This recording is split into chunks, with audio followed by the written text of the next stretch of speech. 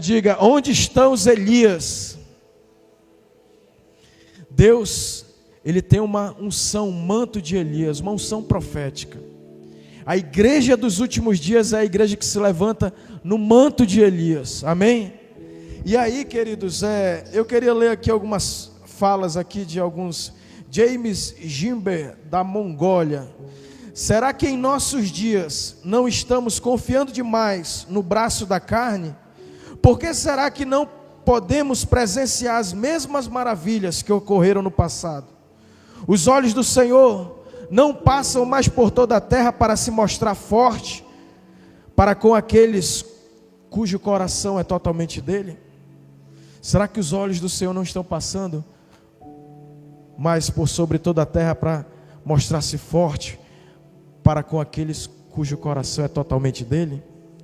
E aí ele continua falando: que Deus me conceda uma fé mais prática. Onde está o Senhor? Onde está o Deus de Elias? Está esperando que uma nova geração de Elias clame e feche os céus, amém? Clame e caia fogo dos céus. Clame e venha chuva de avivamento, amém? E aí outra fala do João Clímaco: reconhecemos o valor da oração devido aos esforços que os espíritos malignos fazem para nos perturbar quando estamos orando.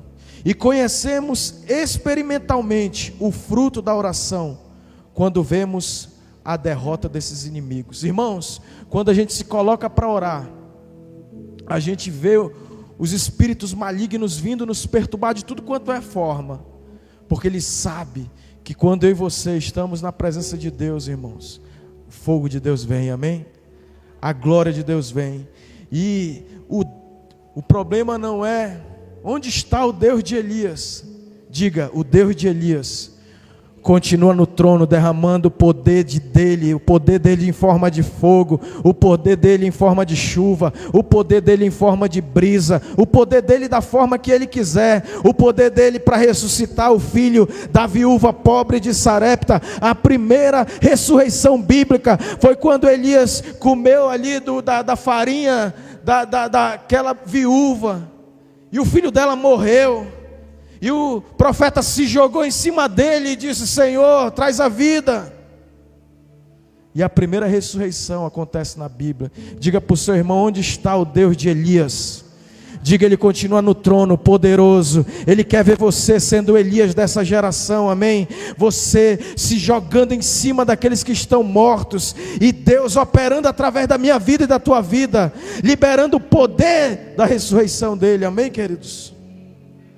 Então, o diabo sabe, os inimigos da oração sabem. Por isso ele procura de toda forma nos tirar desse lugar de oração, de clamor. Ezequiel 22:30: busquei entre eles um homem que se colocasse na brecha. Um homem. Elias, Tiago 5,17, era um homem semelhante a nós, amém? Onde estão os Elias de Deus? Pergunte aí para o seu irmão: onde é que está os Elias de Deus? E diga: está tudo aqui dentro, meu irmão, está tudo aqui dentro. É uma nova geração de avivalistas, de profetas, amém? Que vão se envolver com as coisas de Deus, com as coisas dos céus, com a vontade soberana de Deus, com a soberania de Deus, que vão renegar esse mundo, que vão desprezar os tesouros e riquezas dessa vida, que vão sair da corte de Jezabel e vão dizer: Jezabel, tu pode se prostituir com quem quiser, mas eu vou ser fiel ao Deus verdadeiro e poderoso. Eu não vou me curvar diante das artimanhas de Jezabel. Eu vou ficar firme na presença do Deus glorioso, amém? Onde está o Senhor, o Deus de Elias? A resposta é óbvia: Ele sempre esteve e sempre estará no seu trono, amém? Diga assim comigo: o Deus de Elias está com o mesmo poder absoluto no trono dele, amém? Mas a grande questão é: onde estão os Elias de Deus? Essa é uma pergunta relevante, significativa. É ou não é, queridos? Elias foi marcado por uma identidade. A marca de Elias é: e ele orou. Amém? Diga assim: a marca de um avivamento, a marca da geração de Elias é simples, é orar, é clamar para que o céu governe a terra. Amém? Se Deus tiver que secar, Ele vai secar. Manaus está vivendo a pior estiagem de todos os tempos, a pior seca de todos os tempos. Não sei quantos botos cor-de-rosa morreram no lago lá de Tefé.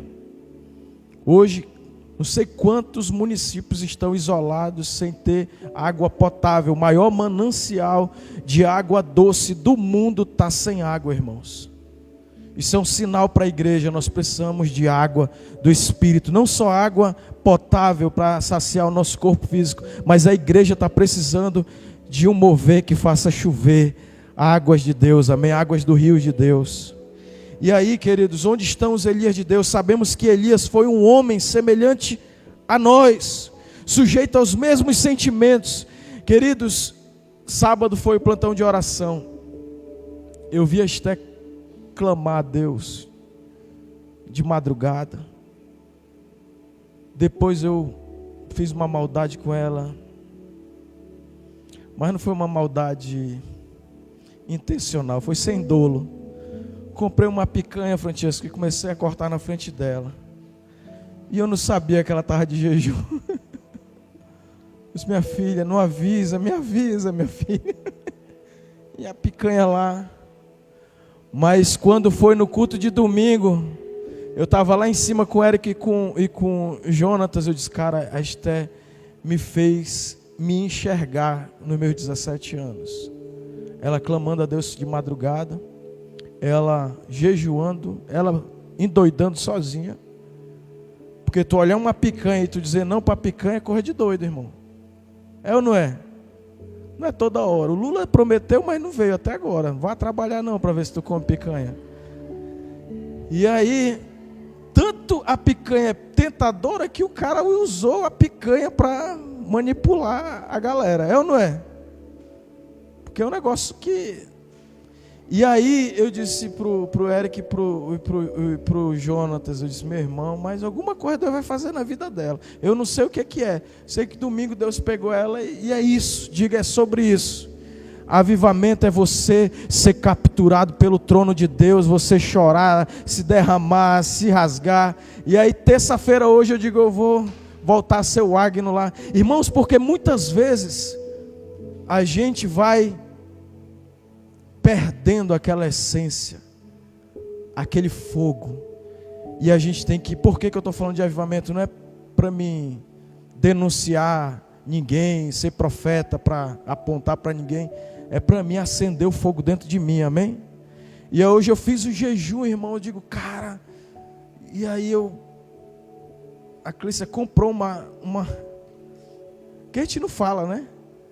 Aí a Clícia comprou: isso aqui leva para te comer lá no trabalho, uma coisa que eu gosto muito, cuscuz, irmão. E eu disse: não vou. Já é os espíritos malignos, não é a Clícia não, era o demônio.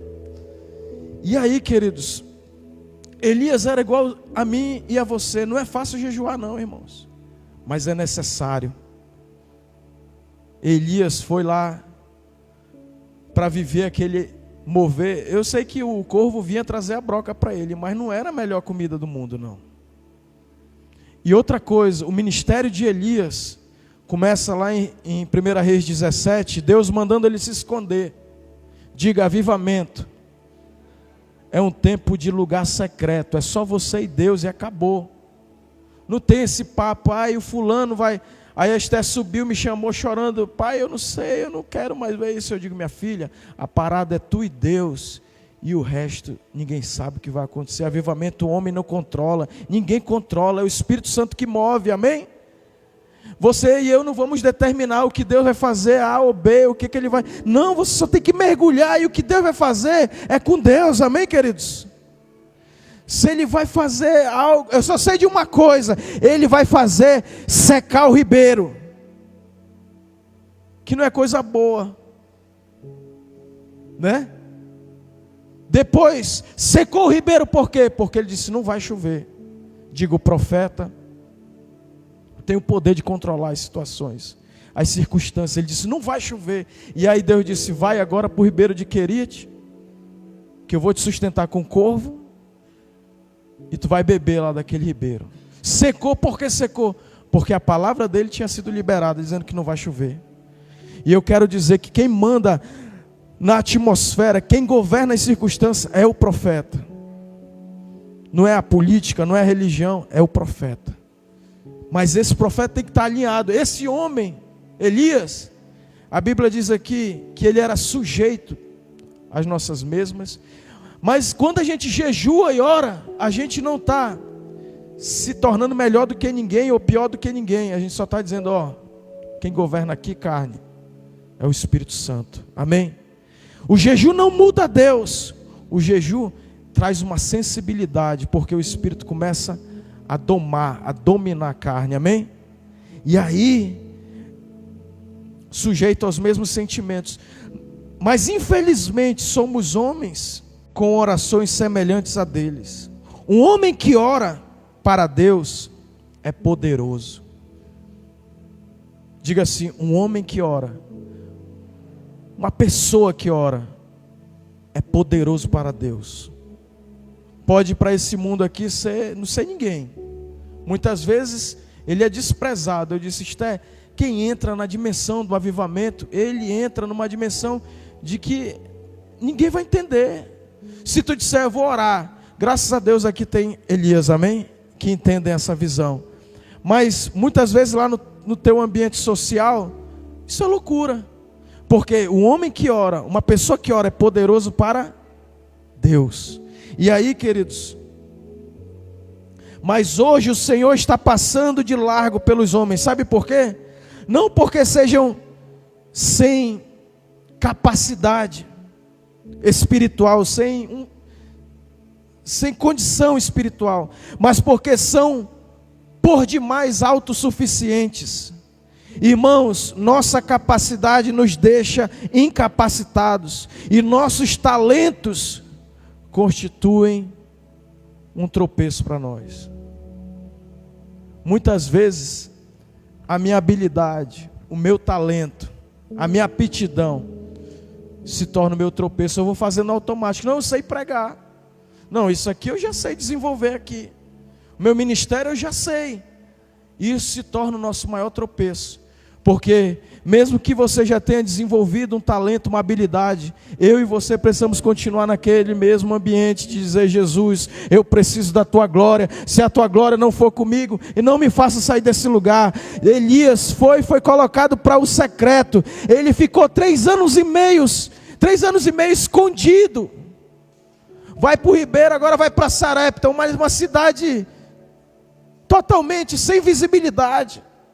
Não era o centro social, elitizado, não. Foi lá para Sarepta, lá para a periferia. Foi morar na casa da viúva pobre, que tinha um filho, que era endividada, que ia morrer. Diga, quem quer avivamento tem que passar pelo processo de ser escondido por Deus. Não foi fácil não, a gente olha assim, o Elias, né? Ficou 3 anos e meio escondido. Vai, se esconde. Fica quietinho no teu cantinho aí. Porque lá ele foi sendo habilitado.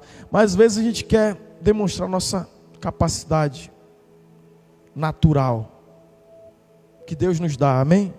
E que é boa, e que é bênção, mas que não pode sair da sujeição da glória de Deus, da oração, do jejum, da humilhação, de dizer, Deus, eu não quero fazer um culto por fazer.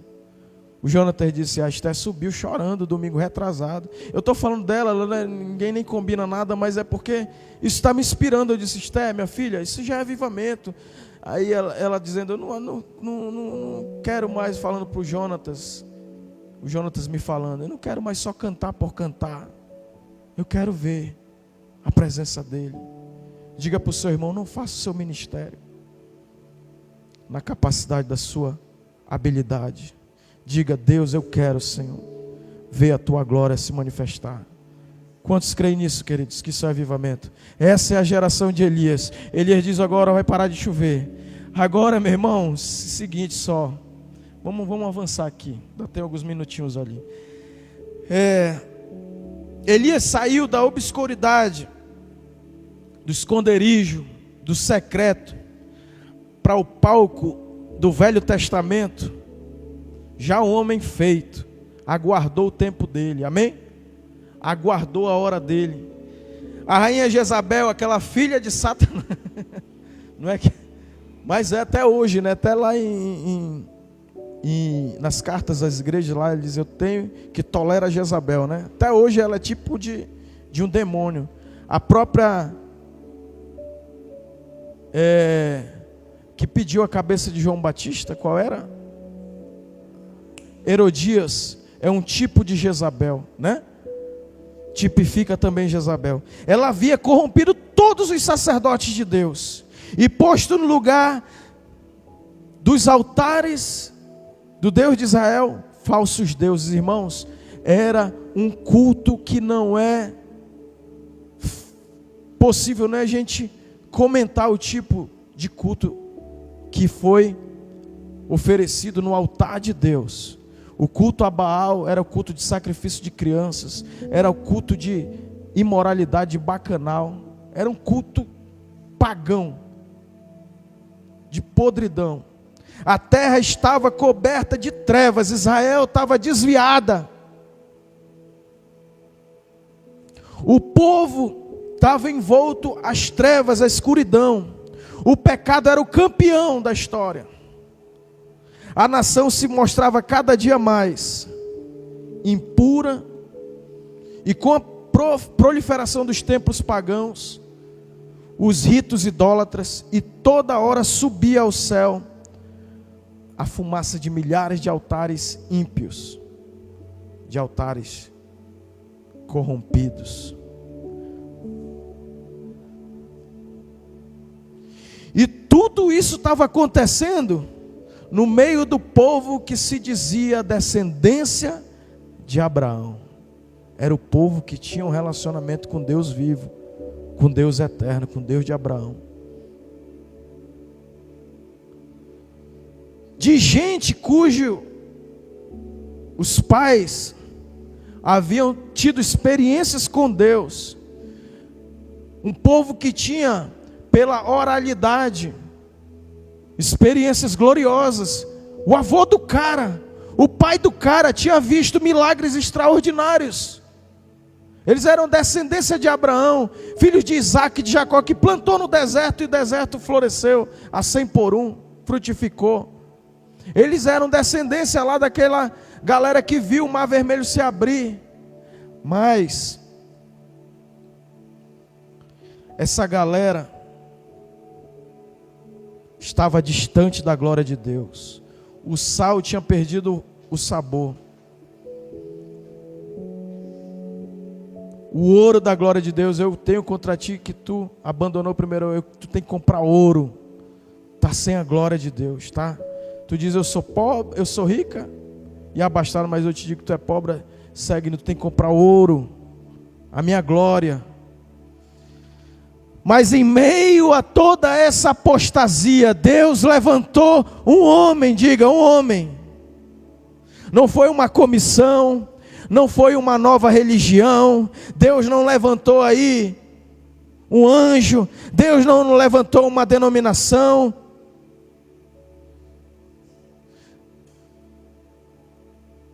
Deus procurou entre eles um homem, não para pregar, mas para se colocar na brecha. E como Abraão fizera várias vezes, se colocando diante do Senhor, para que Deus poupasse Ló, para que Deus poupasse Sodoma e Gomorra, não foi isso?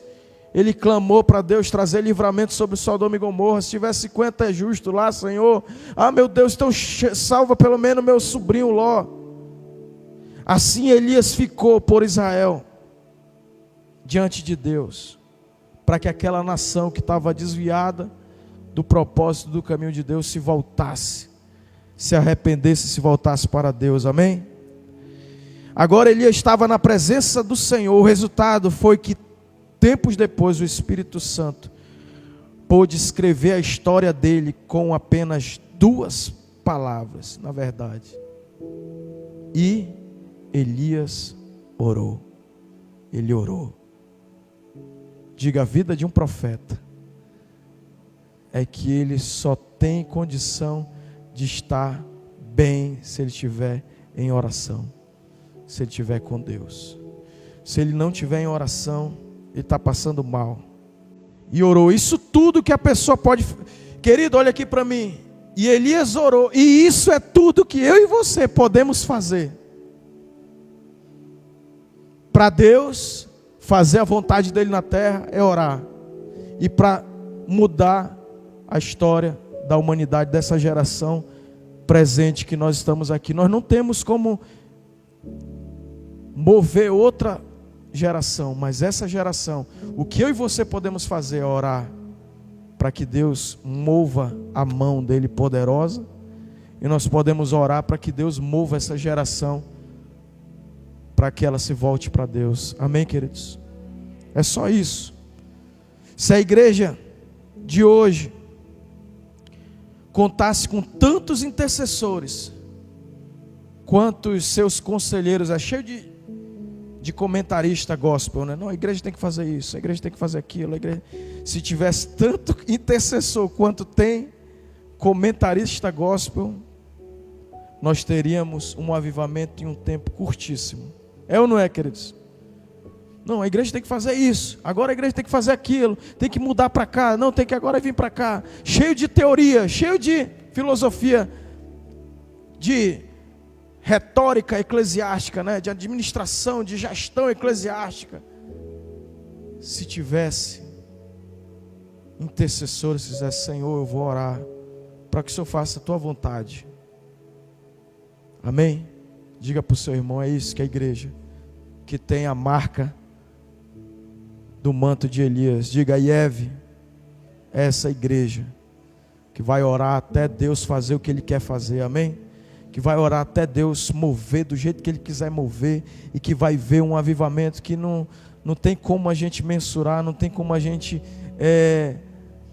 antever, não sei, irmão, mas Deus vai fazer algo. Diga para o seu irmão, se prepara, você é a geração de Elias, você só tem uma missão, orar, clamar e amar, e ver o que Deus vai fazer. Eu não sei o que vai acontecer, queridos, mas eu sei que vai ser coisa boa. Os homens que oram assim são grandes benfeitores da humanidade. Você quer marcar a humanidade? A geração de Elias marcou uma nação se voltou para Deus, uma nação que estava fora da rota do céu, estava para a rota do inferno, se voltou para Deus, amém? 1 Reis capítulo 18, versículo 36, que é o versículo chave da história de Elias. No devido tempo, para se apresentar a oferta de manjares, aproximou-se o profeta Elias e disse: Ó Senhor, Deus de Abraão, de Isaque e de Israel, fique hoje sabido que Tu és Deus em Israel, e que eu sou teu servo, e que segundo a Tua palavra fiz todas estas coisas. Amém, queridos? E aí o que aconteceu? Aquela humanidade inteira, aquela nação inteira foi abençoada por um cara que creu e que se moveu em Deus, amém? Então, Elias foi um deles. Elias ouviu uma voz, teve uma visão, experimentou o poder espiritual, avaliou o inimigo e, tendo Deus como parceiro, conquistou a vitória. E as lágrimas que derramou, a agonia de alma que suportou, os gemidos que exprimiu, estão todos registrados no livro de Deus. Por fim, ele surgiu para profetizar com infalibilidade divina. Ele dizia, vai cair fogo do céu. E caía fogo do céu. 3 anos e meio sem chover, agora vai chover. E aí, cara, uma pessoa que tem essa relação com Deus, essa experiência de oração, ela diz, vai chover e vai chover. Ela não inventa. Que segundo a tua palavra eu fiz todas essas coisas. Ela se move na palavra. Ela é a palavra de Deus encarnada. Amém, queridos? Ela é a voz de Deus. Elias conhecia a mente de Deus. Diga, o profeta, essa geração de Elias conhece a mente de Deus, aquilo que Deus está pensando, aquilo que Deus está dando interesse, aquilo que está governando a mente de Deus. Diga para o seu irmão, e aí, tu tem coragem de conhecer a mente de Deus? A igreja está muito no seu umbigo, né? O Deus deles é o ventre, é o nosso desejo, a nossa vontade. Mas aí Eve está dizendo, eu quero conhecer a tua mente, Deus, o que tu está pensando. O teu caminho é mais alto do que o meu. Os teus pensamentos são muito mais elevados do que o meu, amém? Elias conhecia a mente de Deus. Foi assim que sozinho paralisou toda uma nação e modificou o curso da natureza. Disse, não vai chover e acabou. Agora ele diz, agora vai chover. E agora vai chover fogo. Vai cair fogo do céu. E aí, queridos, esse homem decidido permaneceu firme e imperturbável, como os montes Sião, no momento em que cerrou os céus, para que não chovesse, com a chave da fé. Ele disse, não vai chover. Diga, a chave da fé serve em qualquer fechadura. O que tu quer paralisar? Declara, você é alinhado com o trono de Deus, amém? Ele trancou os céus, pôs a chave no bolso. Elias disse, não vai chover, fechou, botou a chave no bolso e disse, bora ver agora Acabe se estremecer. E o Acabe apavorado, atribulado. A política vai ficar atribulada, irmãos, se a gente mover os céus, amém? Os políticos vão vir pedir a bênção da gente. Meu irmão, resolve a bronca. Amém, queridos? E aí, embora seja glorioso o fato de Deus usar um homem, ainda é mais glorioso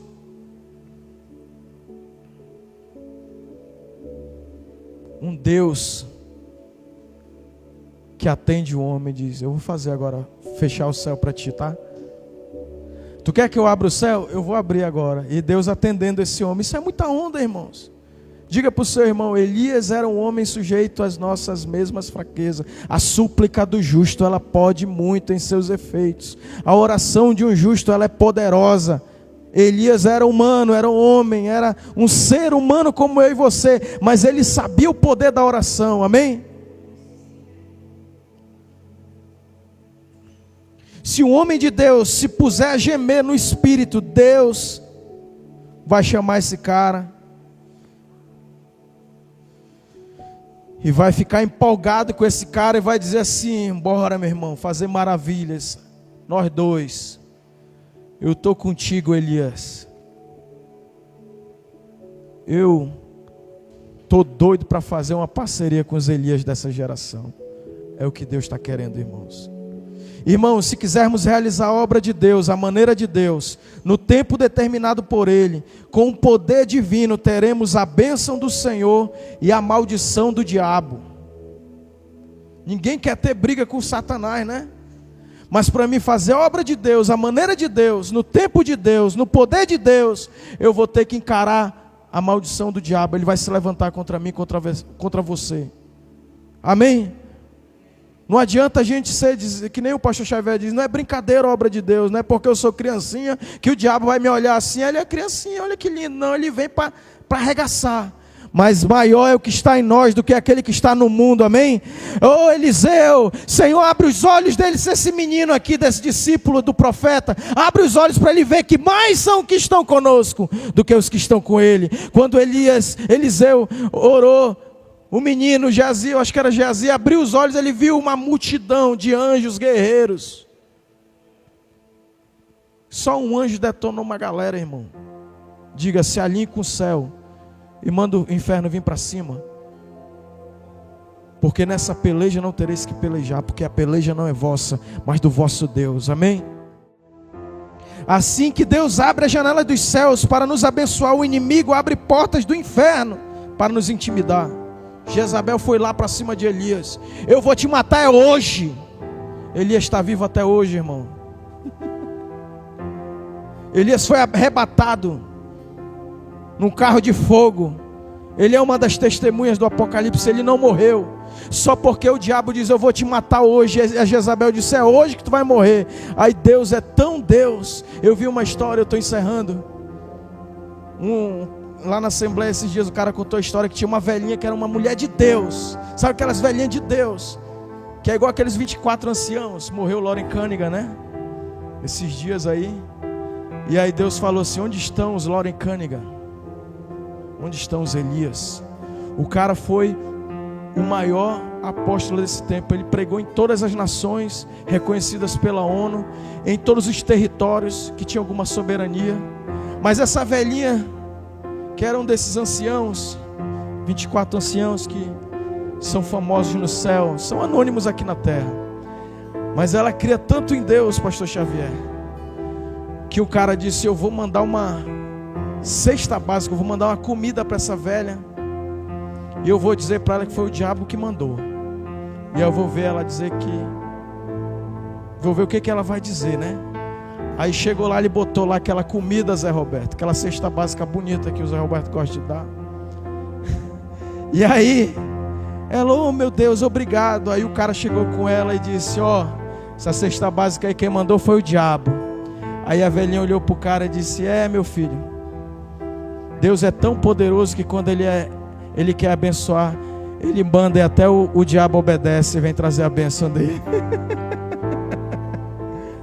Diga para o seu irmão aí, o diabo vai se levantar, mas não esquenta não, que ele vai se levantar para mais uma vez sair derrotado, amém? Receber a aprovação de Deus implica em topar com a... Receber a aprovação de Deus implica em topar com a cara feia do Satanás, irmãos. Se Deus disser, esse aqui é o meu servo aprovado, o diabo vai ficar mordido, fazer cara feia para ti, tentar te intimidar. Quantos estão comigo nisso? Estão entendendo? Simples pregadores podem ajudar muita gente sem prejudicar ninguém, mas os profetas de Deus agitam a todos, ao mesmo tempo que eles deixam o diabo doido.